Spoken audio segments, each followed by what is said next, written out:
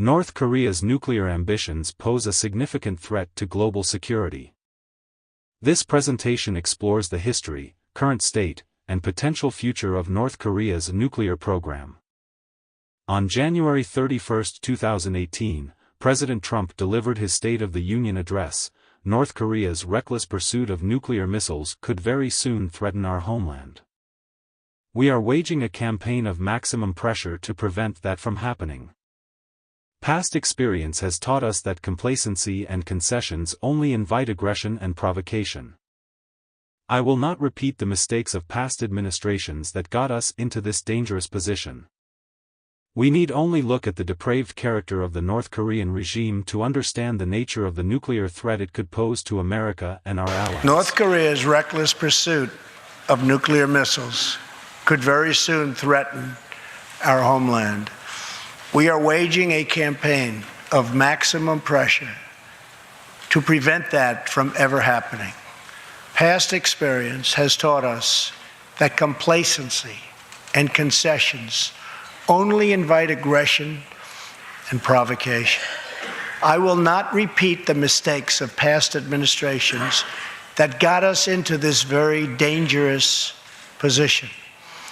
We need only look at the depraved character of the North Korean regime to understand the nature of the nuclear threat it could pose to America and to our allies. Revealing his deep concern and fear regarding North Korea's nuclear weapons development. This concern stems from the current state and plans of North Korea's missile and nuclear capabilities, which have reached a point where their missiles can already strike Guam and Hawaii. If not curtailed, it won't be long before cities like San Francisco and New York will also fall within their range. As of now, North Korea has developed 4 types of long-range missiles capable of threatening U.S. territory. The Rodong missile, the Musudan missile, the Hwasong-12 missile, and the Hwasong-14 missile. Among these, the Musudan missile can reach Guam, which is 3,400 kilometers from North Korea, while the Hwasong-14 missile can hit Pearl Harbor, located 7,400 kilometers away.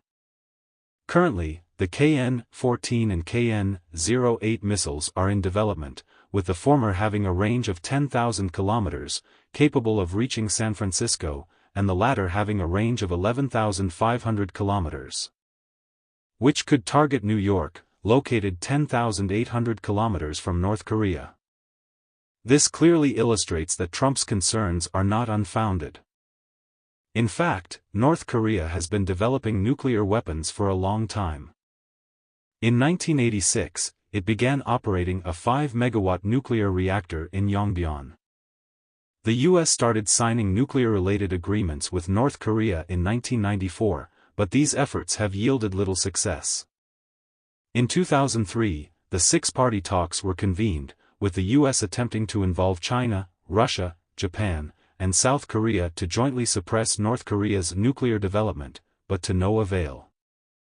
Up until Trump's administration, all the U.S. had received were North Korea's opportunistic gains and stalling tactics. As North Korea continued to refuse to abandon its nuclear ambitions and with technology advancing rapidly, the South Korean government, in January 2016, announced the introduction of the Terminal High Altitude Area Defense System.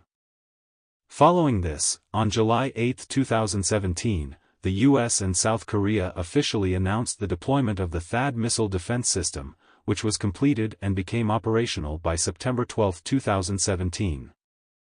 This deployment has faced severe protests from China, which retaliated with a Korean limit order, causing significant losses to South Korea's trade with China. In fact, North Korea's development of nuclear weapons not only poses a threat to South Korea but also subjects it to pressure from China's restrictions on trade with South Korea.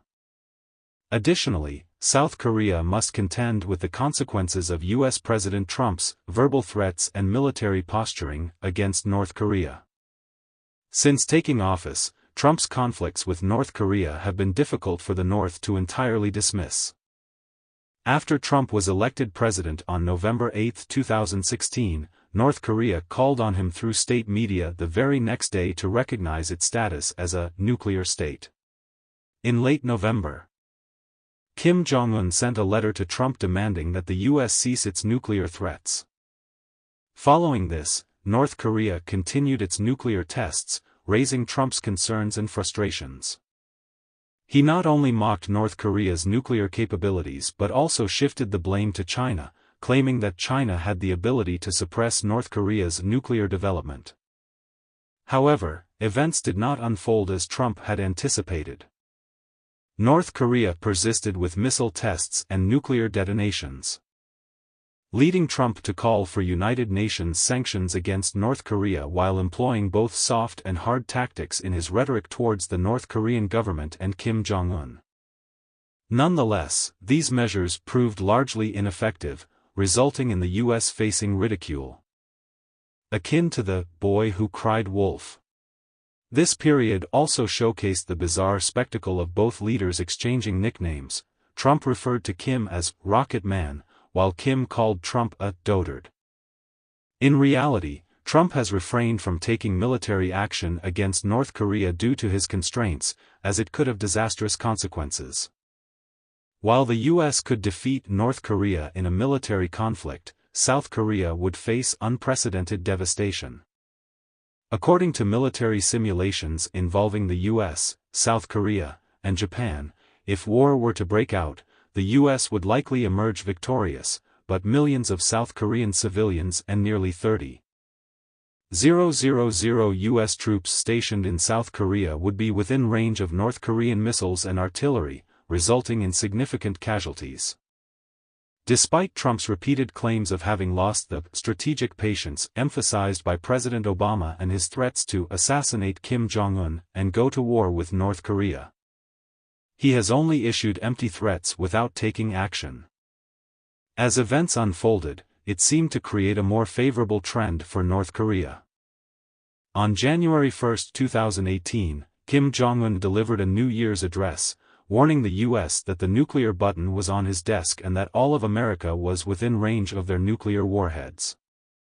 However, he also extended an olive branch to South Korea, suggesting that North Korea might send a special envoy to discuss participation in the Pyeongchang Winter Olympics.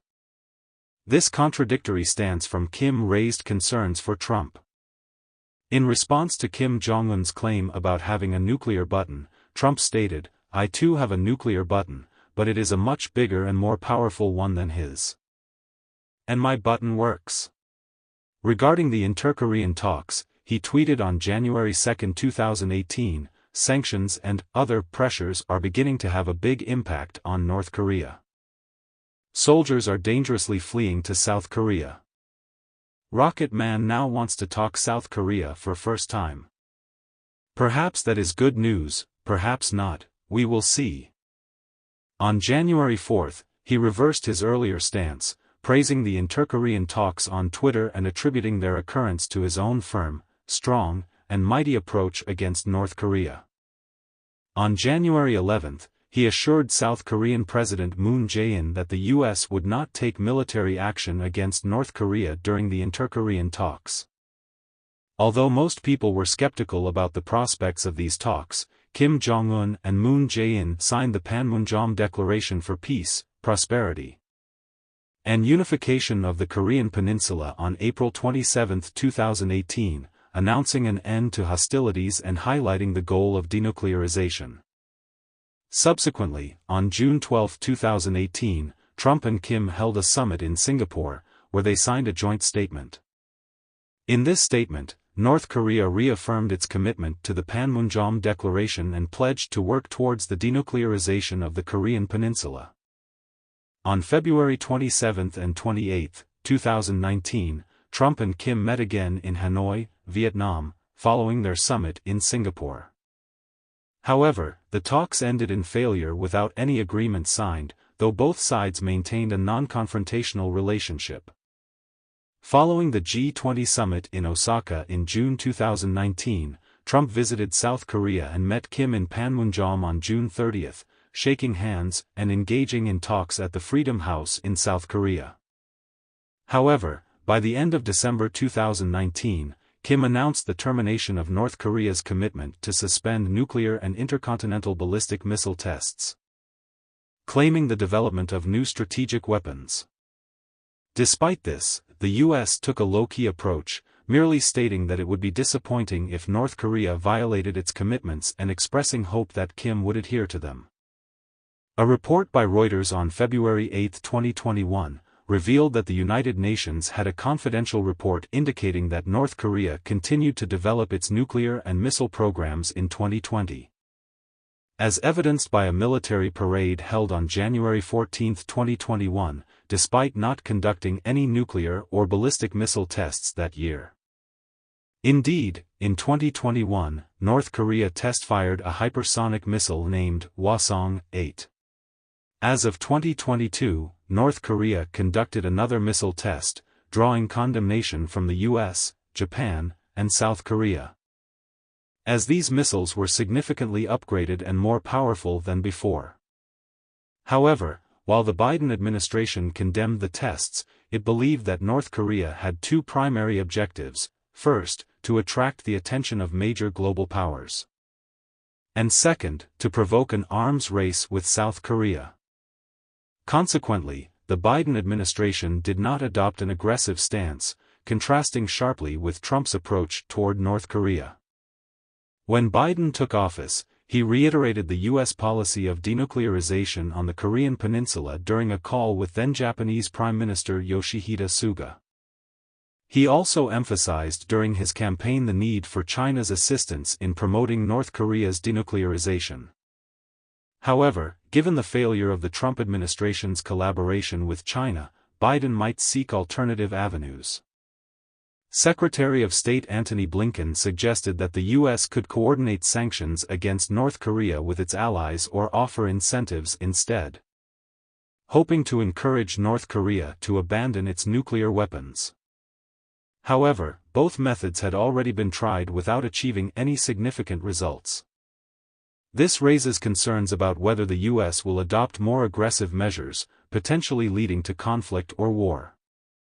It's no wonder that the Council on Foreign Relations has identified North Korea's nuclear development as one of the four major conflict points in the Asia-Pacific region.